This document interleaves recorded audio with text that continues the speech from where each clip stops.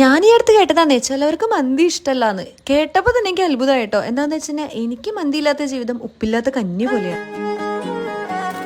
അങ്ങനെ നിങ്ങൾക്കും ഇതേപോലെ മന്തി ഇഷ്ടമാണെങ്കിൽ നിങ്ങൾക്ക് ഈ സ്ഥലം എന്തായാലും മനസ്സിലായിട്ടുണ്ടാവും. നമ്മുടെ എടപ്പള്ളിയിലുള്ള കുബാബയിലോട്ട് വന്നിട്ടുള്ളതാണ്. അവരുടെ ജമൈക്കൻ മന്തി എന്ന് പറഞ്ഞിട്ട് പുതിയ ഐറ്റം റിലീസ് ആയെന്ന് കേട്ടപ്പോൾ ഓടിയതാണ് കേട്ടോ ഞാൻ.